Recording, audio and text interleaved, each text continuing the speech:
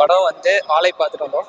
ரொம்பவே கனெக்டடாக இருந்துச்சு. ரொம்பவே யதார்த்தமாக ரியலாக நடந்த ஒரு இன்சிடெண்ட்டை பேஸ் பண்ணி ஃபிக்ஷனலாக ஆரி செல்வராஜ் சாரோட லைஃப்ல இருந்தும் பயோபிக்ல இருந்து கொஞ்சம் அவங்களோட இதை ஆட் பண்ணி ஃபிக்ஷனலாக இதை வந்து பண்ணியிருந்தாங்க. ரொம்பவே யதார்த்தமாக நல்லாவே கனெக்டாக இருந்துச்சு.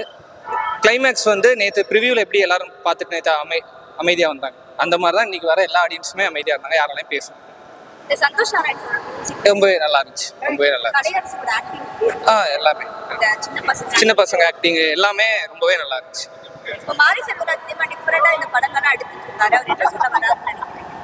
அதாங்க நான் எல்லார்ட்டையும் இது சொல்கிற மாதிரி தான். பொலிட்டிக்கலாக யாராலும் என்னன்னாலும் பேசிடலாம். இவங்கன்னா இந்த மாதிரி படம் எடுக்கிறாங்க, அவங்கன்னா அந்த மாதிரி எடுக்கிறாங்க. ஆனால் ஃபிலிம் மேக்கிங்கை பொறுத்த வரைக்கும் ஆரி செல்வராஜ் சார் வந்து அந்த ஸ்டாண்டை எப்போவுமே மெயின்டைன் பண்ணுறாங்க, இப்போ வரைக்கும் மெயின்டைன் பண்ணுறாங்க. அது ரொம்பவே இதாக இருக்குது. ஸோ அதை மட்டும் தான் நம்ம பார்த்து லேர்ன் பண்ணிக்கிறதுல ஒரு இது. இந்த படம் எப்படி இருக்கும், அவங்க அரசியல் சொன்னதுக்கு ஏதாவது ஆப்போசிட்டாக பண்ணியிருக்காரு, அவரால் அந்த படம் மட்டும் தான் எடுக்க முடியும் அப்படின்ற மாதிரி இல்லை இந்த படம். ஆமாம், அது எப்படி இருக்குது அந்த ஃபீல்? அதான் சொல்கிறேன்ல, பொலிட்டிக்கலாக யார் என்னன்னாலும் தாக்கலாமே தவிர ஃபிலிம் மேக்கிங்காக அந்த படம் வந்து எப்போவுமே ஒரு பார்க்க வேண்டிய படம். என்ன கனெக்டாச்சா இருக்கட்டும்னா, இப்போ எப்படி சொல்ல, அவங்களோட எமோஷனாக இருக்கட்டும், அந்த பசங்க கஷ்டப்படுறதா இருக்கட்டும், எண்டில் வந்து அவங்க அந்த கிளைமேக்ஸாக இருக்கட்டும், எல்லாமே வந்து உண்மையிலே ஒரு கிராமத்தில் ஒரு பையன் இருந்தான் அப்படின்னா இந்த மாதிரி இதெல்லாம் ஃபேஸ் பண்ணியிருப்பாங்க மாதிரி இதாக இருந்துச்சு. அதுதான் நான் சொல்கிறேன். ஃபிலிம் மேக்கிங்னா டெக்னிக்கல் ஆஸ்பெக்டாக நான் சொல்ல, ஆடியன்ஸை கனெக்ட் பண்ணிட்டாலே எதுவுமே.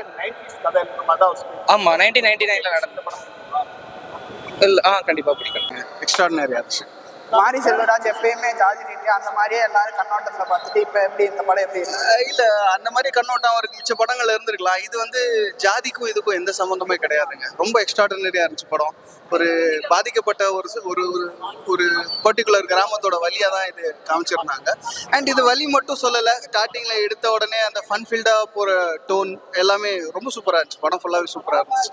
நிக்கிலா விமல் டீச்சர் கேரக்டர் எப்படி நடிச்சிருக்காங்க? புரியல. Nikhila Vimal teacher character. ஐயோ, கேஸ்டிங் சூப்பருங்க. யாரையுமே எந்த குறையுமே நீங்கள் சொல்ல முடியாதுங்க. ரொம்ப எக்ஸ்ட்ராடினரியாக பண்ணியிருக்காங்க. எல்லாருமே சூப்பராக. கலையரசன் ஆகட்டும், அந்த பொண்ணு ஆகட்டும், அம்மா ஆகட்டும், அந்த ரெண்டு சின்ன பசங்க, அந்த சின்ன பசங்களுக்குள்ள நடக்கிற அந்த விஷயம், ரஜினி கமல் வச்சு அவங்க பேசுறது, அங்கங்கே வர சின்ன சின்ன பஞ்ச் டைலாக்ஸ், நம்ம ஊரில் எங்கப்பா கமல் படம் ஓடுது, ரஜினி படம் தான் ஓடுது அப்படிங்கிறது, நான் கமல் ஃபேனு குத்தாமலே நடிப்பாங்கிறது, இந்த மாதிரி எல்லாமே ரொம்ப எக்ஸ்ட்ராடினரியாக இருந்துச்சுங்க. சூப்பராக இருக்கு.